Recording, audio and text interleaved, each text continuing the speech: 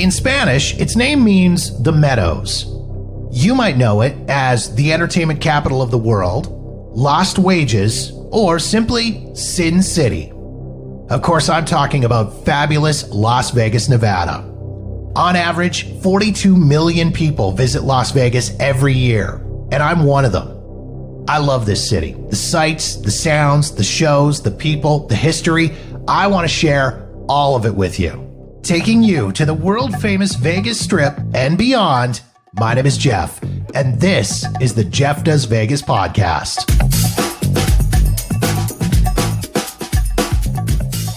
Hey there, and welcome to the best of the Jeff Does Vegas podcast. There's no doubt that Las Vegas is the entertainment capital of the world. Anywhere you go in the city, whether on the strip or off, you're going to find some of the most insanely talented people on the planet, performing as headliners in showrooms, on stages, in the various casino lounges, and everywhere in between. We're talking dancers, singers, comedians, magicians, you name it, they're there. I've been lucky enough to get several of them on the podcast as guests over the last year, and I'm even more fortunate to be able to call many of them my friends. As we wrap up 2020, I thought it might be fun to go back and reshare some of the great conversations I had with these amazing people. Enjoy.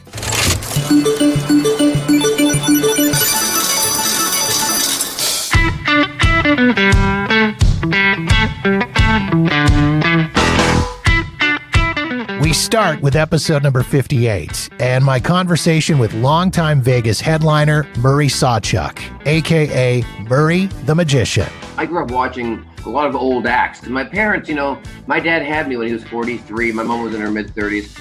And so I saw a lot of older programming. I saw the Lawrence Welk show. I watched Lucille Ball, which I think everybody did. But I was watching Lucille Ball when their second run of Lucy was out in the real time when they were airing. And I watched a lot of these older acts my parents grew up on, Liberace and stuff. And so one of my favorite acts in the world, I would mimic them, would be Fred Astaire. And I love Danny Kaye and Sammy Davis and Frank and all those guys. And people always have that Rat Pack kind of thing. Of course, they were cool and they were liked. But I was a huge fan of Fred Astaire and Danny Kaye. And because they were great dancers, but what they did on screen to me was magic. It wasn't a box and a trick or cutting somebody in half. But it was, I just couldn't believe somebody could dance like that. I didn't know a body could move like that. I didn't know somebody was that talented to look like you're on ice when you're in a gymnasium or a ballroom or a cruise ship deck or wherever the videos or, movies are being filmed. So that's when I really got the entertainment bug. And then I saw David Copperfield when I was like 8 or 9 years old, vanish the Statue of Liberty. And he was just amazing back then. I mean, he had everything right. He was the right time, the right era, the right look. The tricks were unbelievable. He followed Doug Henning, who's actually a Canadian magician, very famous at the time. And so it was one of those things where, that's kind of who I looked up to. And then I saw that, and I thought, man, that's kind of cool. Let's try that. So I started getting magic tricks and that. And I realized, well, I'd already danced on stage since at the age of 5. I played music, the accordion, the keyboard. So I did talent shows. It's funny, ironically, back in Burnaby, I do all sorts of talent shows. And there was a young kid who always won the singing category, and I'd always win the variety category. And we were in 2 different school districts. We didn't hang out a lot, but doing competitions, we'd run into each other. And our last show together was in 2002. We got brought back to Burnaby as guys that are somewhat successful to do this Cavalcade of Stars thing. And I opened the first half and he opened the second half, and it's Michael Bublé. Oh, geez. And of all people, can you believe that? And we were standing there going, wow, I can't believe we're doing this. Yeah, but they called us and they were nice enough when we were 12 years old to put us on this show. It was basically pushing youth forward in the arts, which Burnaby and Vancouver, I know Canada, all Canada is really big on it. And, so we did. He came in with a 3-piece band. I flew back from Vegas, and he was in Woodland Hills putting his first album together with David Foster. And he was saying his first album was going to air 2003 Valentine's Day. And I said, oh man, I hope that works out. I said, yeah, I hope it works out too. Because right now I'm getting coffee and I'm wiping David Foster's ass right now. I hope this works out for me. And then, well, look what happened to him, Isn't that great? You can't, and I still have the playbill. I just found the playbill of us in the playbill together. I should post that today on one of my throwbacks, but of him and I in performing together. But yeah, so it's a cool line of getting to where we were and I was. And then from there, I just thought, well, things are working. I'm making money off this thing. And let's keep it going. I didn't think I could ever be Fred Astaire because he was legendary, but I thought, well, these guys did it. He trained ballet, became one of the top dancers in the world and movie stars. So why not give it a shot? How weird is it that Copperfield was one of the guys that you watched and you kind of went, wow, this is it. And now you're working in the same city as him, performing at the hotel across the street from him. Like how mind blowing is that for you? I try not to have too many surreal moments because I live my life. I'm always thankful, so grateful, but I'm always looking 5 years ahead. Like whenever I hit something, I go, man, I wish I was there 5 years ago. You see people like Justin Bieber, Britney Spears, all these people who make it when they're 16, 18, you go, man, what happened? And I realized it doesn't matter in life. Some people make it when they're 80. Some people make it when they're 7. Some people make it when they're 35. And it all becomes when you really get into your looks, your style, your charisma, your talent. And that goes for anything, whether you're inventing a computer like Bill Gates, or you're being a doctor, or you're inventing a new heart valve, or an entertainer, and it is surreal. I drove to work one day and you're right, the Tropicana is across the street from the MGM Grand where he plays, and he has his face across it. And I had one of the billboards on property at the Trop. So his face and billboard is behind mine. And I took a picture years ago, and I have it somewhere, that it was just a surreal moment that what are the chances? He's from New York City. He's about 20 years older than I am, 20 or 30 years older. I'm from Vancouver. And somehow we're performing the Las Vegas Strip across the street from each other, like 1 in a million, if not more. And people ask, well, how did you end up right there? And I don't have an answer. I don't know how I ended up right here today, sitting in my kitchen, in Las Vegas, driving to work, with my own show on the Las Vegas Strip from Burnaby. You know what I mean? I think maybe the reason is because I just never took no for an answer. I took risks, and I just believed in myself. And I 9 out of 10 things I failed and fell on my ass. I mean, that's the key to being successful. Nobody ever just wakes up and nails it.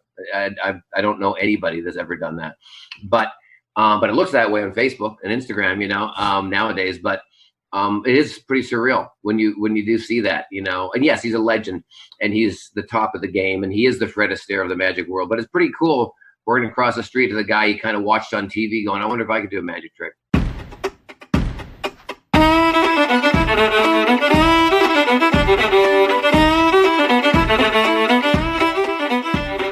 Up next, from episode number 63, I'm joined by the house band at Ree-Raw Irish Pub in the Shops at Mandalay Bay, Dave Rooney and Dave Brown of the Black Donnellys. It's a funny thing, though, isn't it? Like that, when I'm talking to people, and people come in and say, yo, so are you really Irish? Are you putting on that accent, And I look at them and I kind of go, are you really American? Are you really wherever you're from? Where are you from? We can't keep this accent up for 5 hours, you know what I mean? Yeah. You'd be trying very hard, but they're very suspicious. And then we worked out as to why, because lots of people actually pretend that they're from Ireland and they put on these faux Irish-esque really Scottish, Pakistani accents.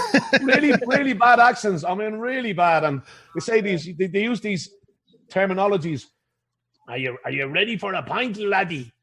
And we look at them kind of going, we don't talk like that. What are you talking about, you mongo? And then something like what else do they say? My God. So sláinte, whatever. Oh, so sláinte, or oh man. It's a right crack, ain't it? That was terrible. I don't even know what that was. Yeah, but it's very much like that, where we can detect immediately that these people aren't natives. You know what I mean? And look, don't get me wrong. I mean, we don't think we're special or we're better than anybody else or anything like that. We never pretend to be anybody else. We just be ourselves, and we expect that of everybody else. But when you come up, when you start acting like a fool like that, people are not going to have respect for you. They're going to go like, "What are you doing, you nutcase?"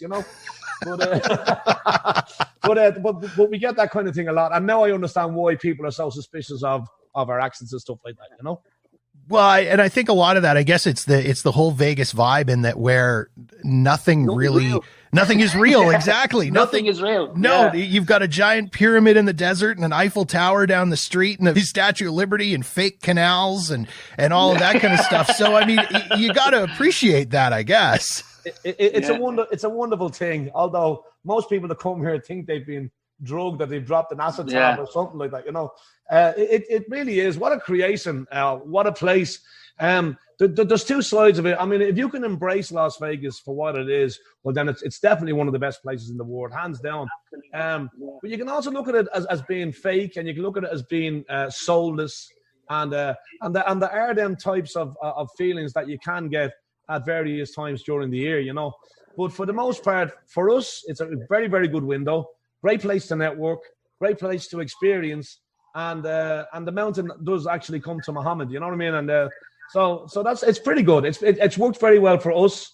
I'm not saying it would work for everybody, but generally, if you're open for it and you want to embrace it, well, then it's there for you to take. It's the same at home when people talk about like a lot of people, I won't go to Temple Bar because it's too loose. I don't do this. Like, you don't have to go. It's like living in Vegas. We don't live on the strip, like, you know what I mean? We don't live under the Eiffel Tower. We're 15, 20-minute drive from the place. We have our own life up here, and where we live in Henderson. And it's like, it's great to look out and go, like, Vegas is just down there. If we want to pop in for a night, we can go to one of the most iconic tourist centres in the world, you know what I mean? And then we can drive back over and live where we are. Same with Temple Bar, the same with all these people. It's just, I think, as they says, you can come in, and people do, they come in and embrace it and then lose all their money and go home. Like we see, when we're travelling out, you see all the cars coming into Vegas and everybody's, oh, Vegas, baby, let's do shots. And then on Sunday night, they're all coming home like this. Vegas, something kicks the shit out of you, then sends you home. But they all come back then again like 6 weeks later, Yeah. And it's I mean, it's great for us because when they come in, everyone's in a party vibe, and it's great. It's like with the conventions and the locals and stuff, and we feed off that as well. That helps us to be able to gig like 6 nights a week in it. Well, I guess the way you put it, as you guys said earlier, you were saying about, how you kind of get down playing so many gigs in a night or so many gigs in a day kind of deal. With that atmosphere in Las Vegas, that's really I would imagine, as you say, it really helps you continue to stay up. Yeah, well, the whole thing about it is that it's very transient, right? And this helps because you've got a constant conveyor belt of people coming in and out all the time. So you've never got the same crowd, right? You never got the same gig. Together with that, we never use a set list. We don't use a set list. It's just something that I've worked by that same rule ever since I started, and it never fails. And the reason for that is that you cut your cloth to your measure. You talk to the crowd, you engage the crowd, you see what kind of demographic they are, obviously. You get some feedback about as to what they like. We ask for requests all the time. We play songs off the cuff all of the time. It works 89% of the time. It works 60% of the time. All the time. But it's one of them things. Very, very transient. It's great. Just the third part I would say about that is that people are there for a reason, to enjoy themselves, blow off steam. The energy is always up. You've always got the holiday vibe going on, and therefore we feed off that energy.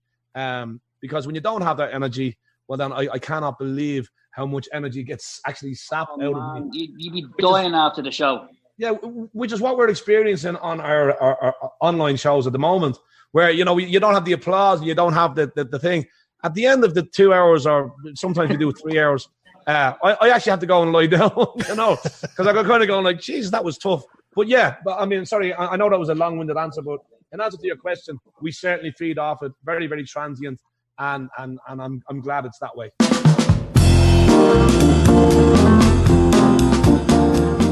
Next, from episode number 65, my chat with musical comedian and singer-songwriter Sarah Hester Ross. That's actually the hardest part of the job, is having a wide enough repertoire where if you get an obscure song, you can probably figure it out, especially with pop music. And iPads are a godsend these days. So you Google it. It's got chord charts. Usually the hardest part are the words.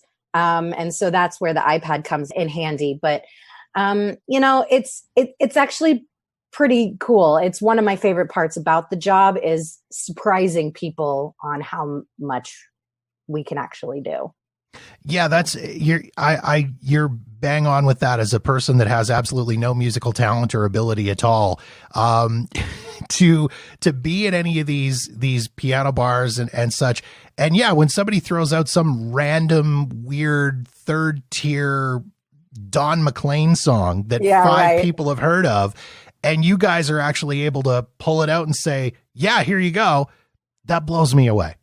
Yeah, it's pretty fun, and watching people's faces and stuff like that. And then, you have to take into consideration that someone's like trying to mess with us by giving us, mamas and the papas. It's like, come on, dude, we're having a party.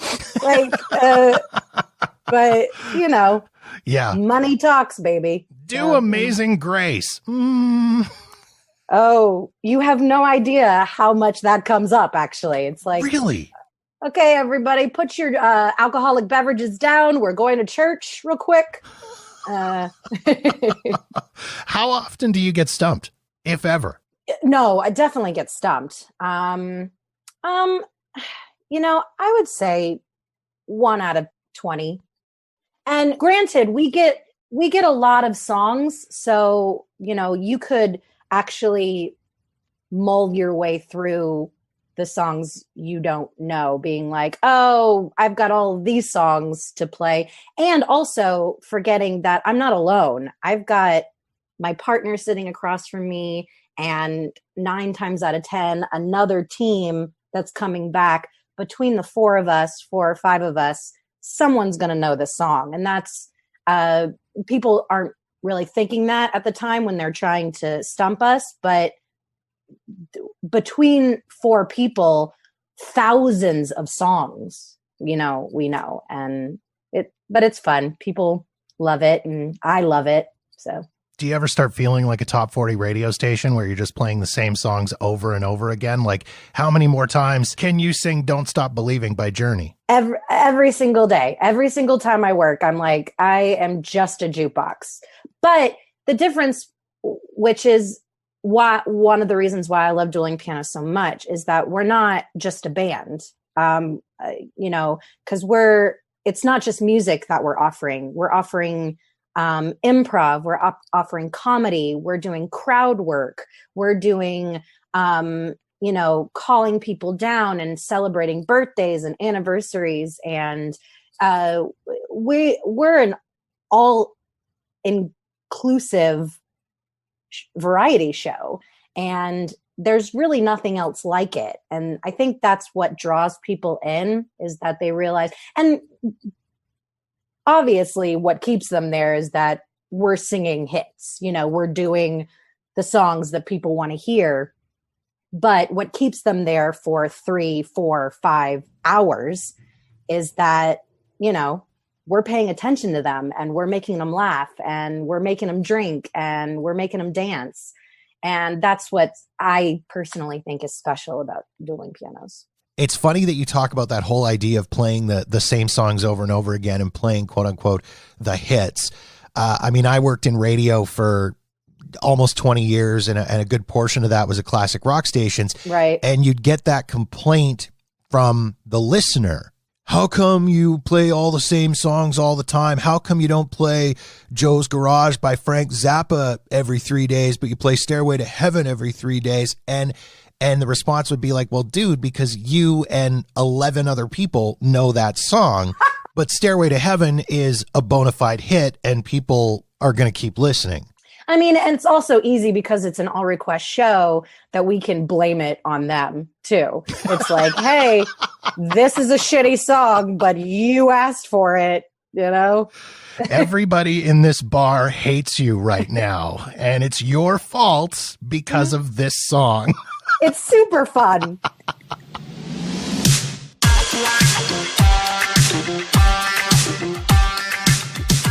Now we head to episode number 66, where I'm joined by professional celebrity impersonator Christina Shaw. The way I pick my characters, number one, is I have to enjoy the character. I have to like their music. I have to like their image. I have to look somewhat like them. I have to be able to sing the music and or dance. And I am a dancer, so I can pretty much do any celebrity that dances. But first and foremost, I have to like the character. After liking the character, I have to get familiar with the music, which if you're a singer, you understand this, but learning lyrics is not the easiest thing in the world, because you literally have to listen to this song 1,000 times to get it correctly, because you think you know the words to some songs, but then when you actually go up for karaoke, or like you actually have the song with no words in it, you're like, oh, I don't know that word. That was a was or an it, an M. What did she say?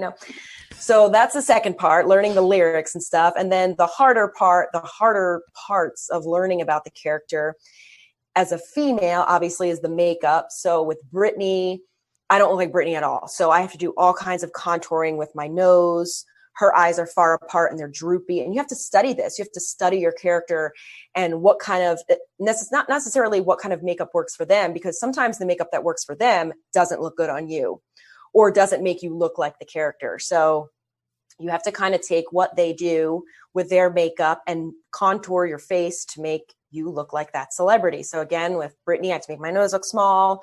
With Gaga, I have to make my nose look thin, but she has like a lump like I do. So I got that advantage of me. And so there's all kinds of shading and stuff. And then once you get the makeup down, you have to start looking into costumes, which can get very expensive.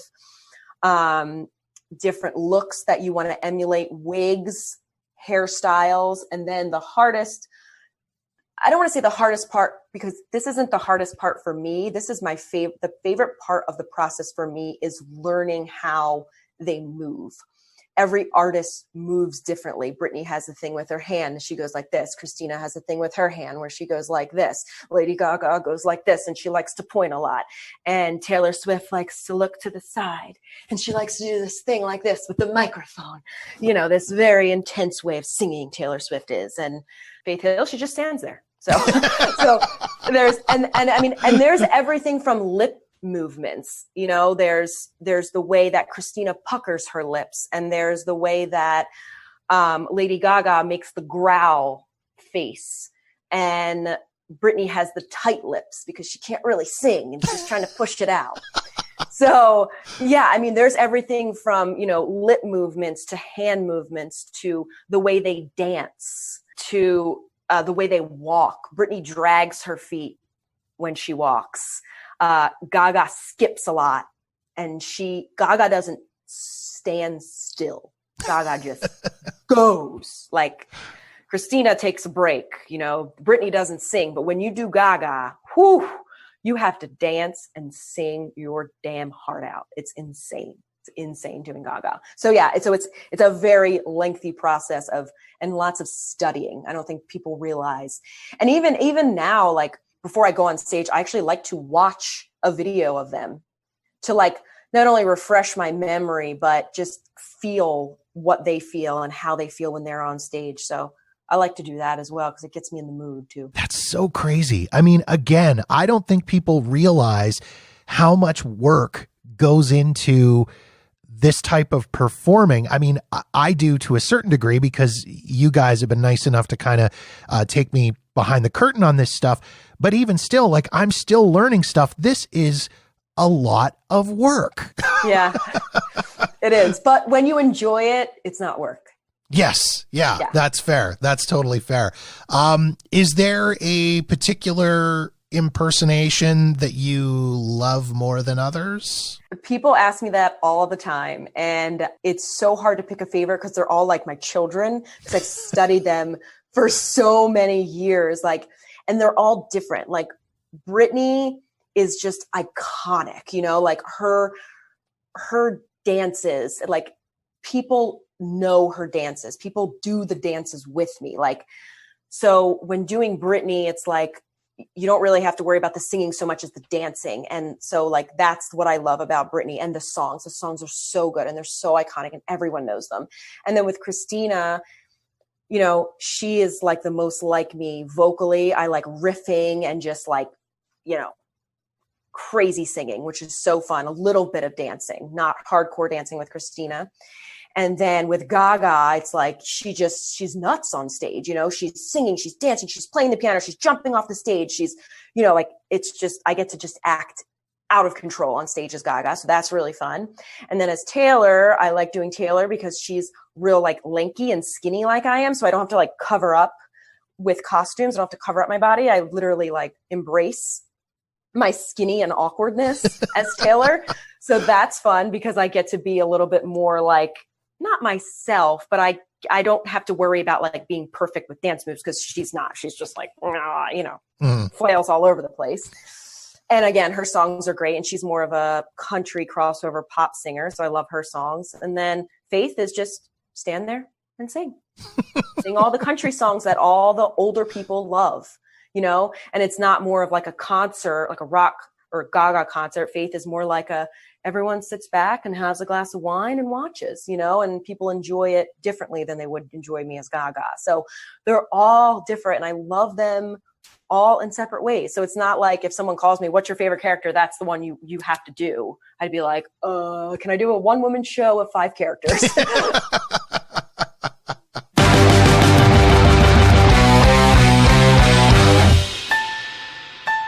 And last but not least, we jump to episode number 77 and my second conversation with Bronx Wanderers member and Vegas headliner, Vin A.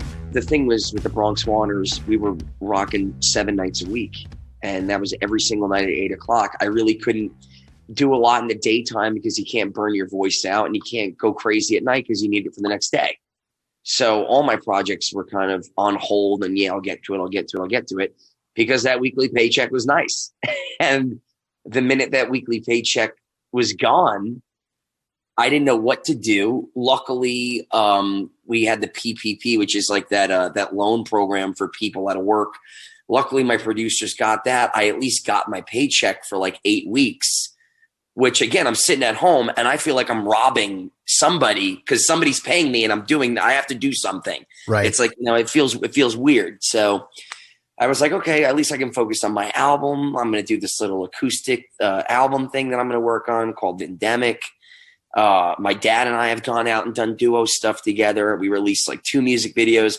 We're going to be releasing I say we, I mean me. I guess it's just me. It's Vin A, right? That's the band. I'm going to be releasing a new music video in about hopefully a week or so. It starred the dancers of X Country and the dancers of Aussie Heat and a couple of bandmates from the Strip. And we, did this whole cool choreographed dance thing. I didn't dance. Like I got all the good looking people to dance. I just did I held the guitar, did my thing. I didn't want that to be the only thing. So I'm excited for that. But you're right. This whole pandemic kind of lent itself to other exciting projects. Jimmy Denning and I from Tenors of Rock wrote our own show that we're going to be selling, I think, in a couple of days. The first show, I believe, is going to be on November 11th, which is Veterans Day. And we're calling it Vin and Jimmy's Downtown Hootenanny. And it's like a game show mixed with music, with movies, with all this stuff. We got a video screen, so it's a whole show. We worked 3 months on it. He's coming over in a couple of hours to go over all the ticketing with me. So yeah, it's definitely, you got to look at the positives when the world throws you such a curveball like this. And it's not even throwing me a curveball. It's like the world threw itself a curveball. Everybody's in a state of flux and no idea what's going to happen. So I'm fortunate that I got a good support team around me that enabled me to do all these cool and exciting projects. And and you, man, for getting it out there. I did want to talk about the whole Vindemic thing and the videos that you were popping out on Facebook and on YouTube and such, and kind of the idea, the inspiration behind some of these videos, because they really ran the gamut from real serious, heavy duty songwriter stuff to just goofy, fun stuff. Was it just a case of waking up and going, well, today I'm going to do this and tomorrow I'm going to do that? How did you pick what it was you were gonna put out there? That's really what it was. I mean, I would just wake up and go, I've always wanted to do that song. I never did that song. Or, I have this funny, stupid song in my head that's like a parody, but I want to do it to like a song that people know. So I picked Folsom Prison Blues and I call it COVID Prison Blues. And meanwhile, like I go online and there's like 80 different versions of people doing the same idea. So it's not like I did anything. I thought it came very organic to me, like, okay. But then I go online, I'm like, oh, there's a lot of smart, cool people, talented people out there that did the same thing. But, you know me, I don't take myself very seriously. I don't think anybody should. I take my music seriously, but at the same token, I always want to have fun with it. And that's kind of the theme with the Downtown Hootenanny that Jim and I are doing. It's the theme of Vindemic. It's the theme of my life, that it's great to, bust out a real serious song like Landslide, and then a minute later you're in your underwear playing 3 different instruments, singing a Johnny Cash song, rapping about the pandemic. It's just, you got to laugh at the whole thing, and you got to enjoy it while you can. And it doesn't matter whether you do music or whether you do anything else. I feel like you should take that approach with anything in life.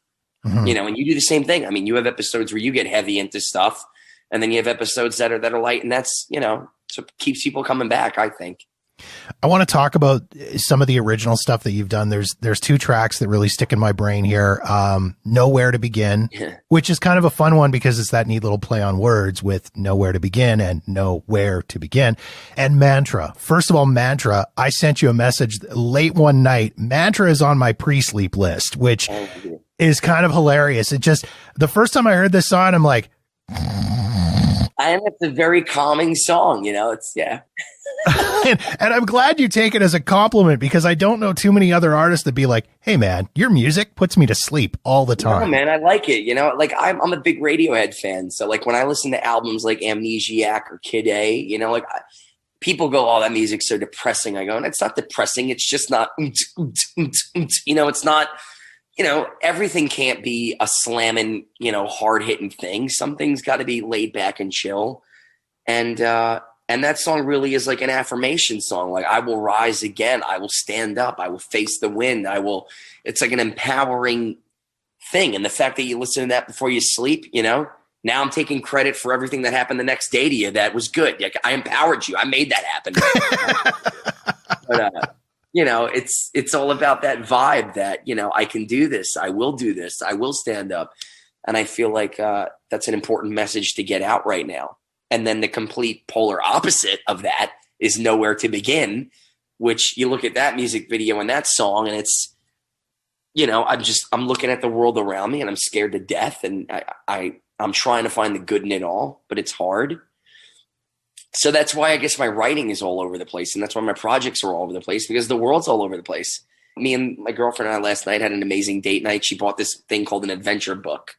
And you don't know what it is. You scratch it off, and whatever it is, you have to do it. So we go, all right. So we haven't had a night together in 3 weeks because I've been working on, 50 different projects. She goes, Vin, I need a night with you. I go, I'll fit you in, babe. Don't worry. And I scratch the thing off, and it's like you need to have an appetizer, a dinner, and a dessert in 3 different places. And you have to have a different accent in each place.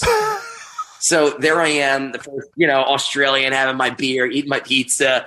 And the next place, I'm like Russian, having my steak at this other place. And, it's, you got to stop and enjoy the little things. And, and we did that, and we were able to do that. And, I'm just happy that you're able to stop and enjoy the music, because that's what makes me, as a songwriter, feel like I'm not just putting it out there and it's going nowhere.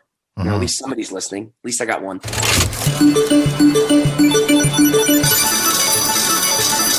I hope you've enjoyed this reshare of the conversations I've had with some of my favorite Vegas entertainers. To check out the full episodes, head to the website at jeffdoesvegas.com or jump into the archives wherever you get your favorite podcasts.